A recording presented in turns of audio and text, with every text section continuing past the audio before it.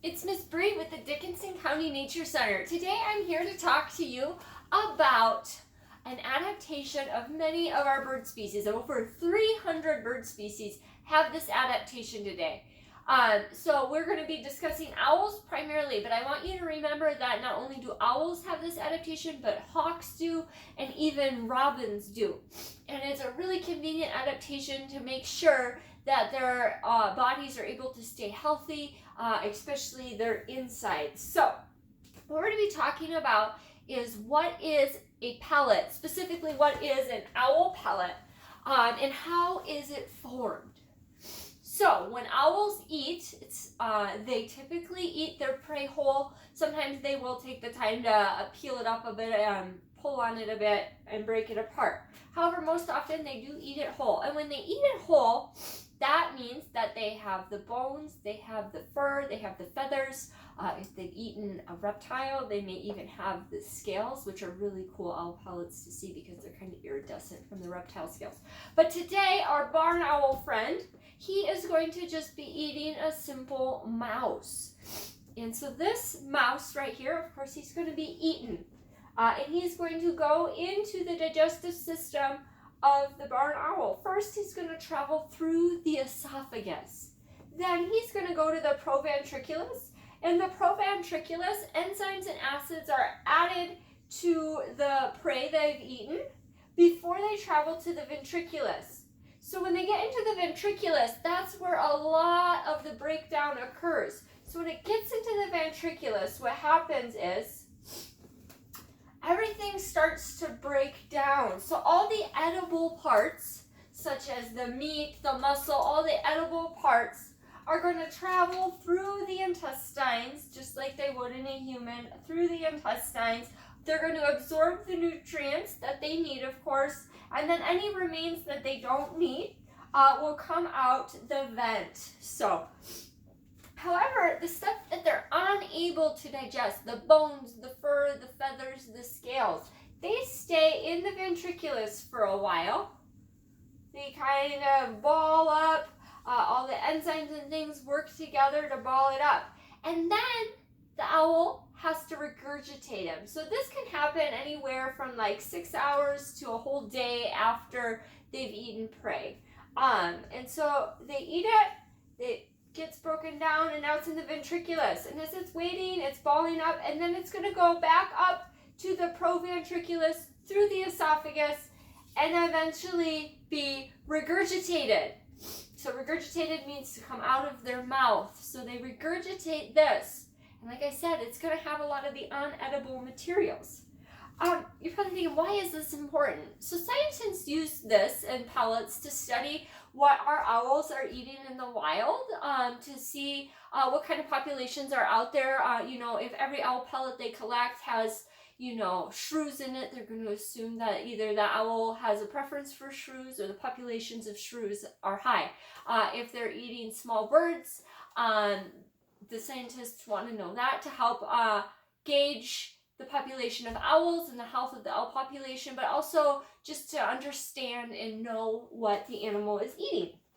So how scientists will do this is then they will take the owl pellet and they will break the owl pellet apart, and they will use charts like this to see what they've been eating. So as you can see, you have skulls, you can have scapulas and jaws of rodents and moles and shrews and birds.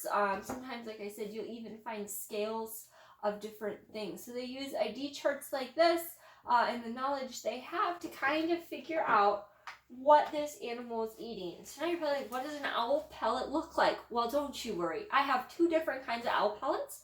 I have great horn owl pellets that actually came from the lakes area from a gentleman who has a nest in his property. So he donated probably about 10 or 11 of those owl pellets, and then I was able to wrap them in tin foil and bake them in the oven so we can use them for education. And then you also can order owl pellets online. So when we do this as a classroom program, we order them online.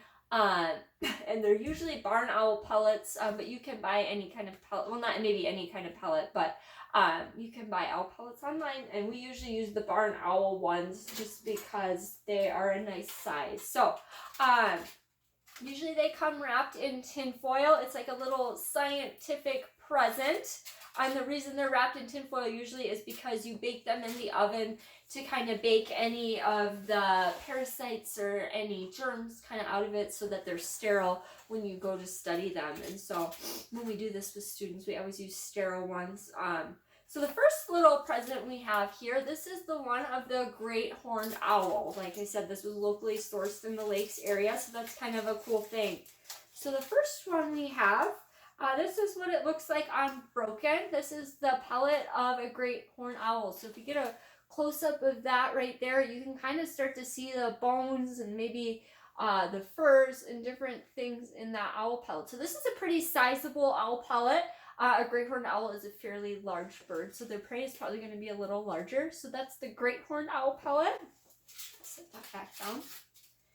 And then we have that of the barn owl right here. So this is the pellet that the barn owl would regurgitate. So it's a little bit smaller, as you can see.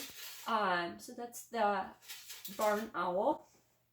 And then just as a comparison, as you can see here, this is the barn owl, a small one, and this is the great horned owl.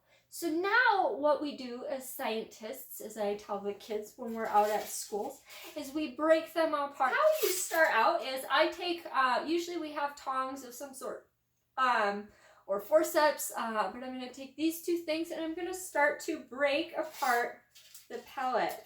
And I have a lot of different bones. My favorite is to find the skull, but you find the whole skeleton, and sometimes you can put it back together like a puzzle. Sometimes not all the parts and pieces are there because they may regurgitate two different ones depending on the size of their meal.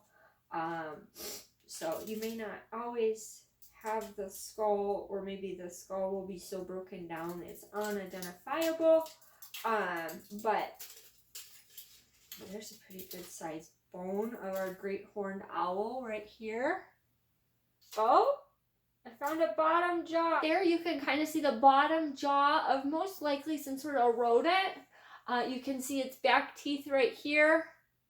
And this is going to be the bottom jaw right there. So does it look like a rodent? No, it doesn't have that really sharp incisor, but maybe it's a mole. It seems to have those really pointy back teeth of a mole. So this is one of a wild great horned owl.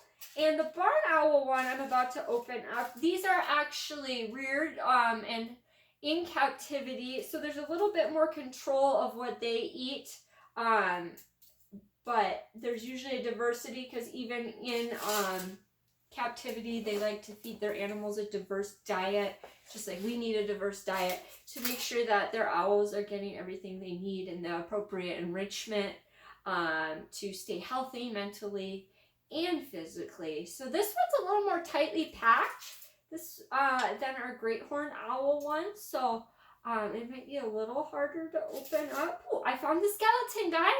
So I really, right now, I think this is the skeleton right here. It's really packed together, so there's material inside of it. So let's see if I can clear it off a little more. It has the really sharp incisors right here.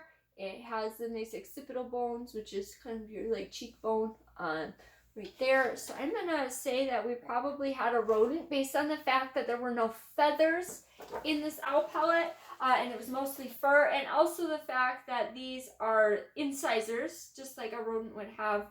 Those really long incisors, and then the back teeth also are a good indicator of what he may have eaten. So when you find a pellet, keep in mind it's the regurgitation of a owl or maybe a hawk, and remember that that can help you learn a lot about the animal, but it can also help you learn a lot about the habitat around you. So I want to thank you all for listening today. I also want to thank some of my favorite little nature tots who made their owl eyes. So Ara, Joe, and Quinn, and I think our little friend Lily did. So I want to thank them for listening to Nature Tots the other day. And I hope you guys enjoy learning about nature and about the regurgitation or the owl pellets today. So have a great day. Thank you for listening.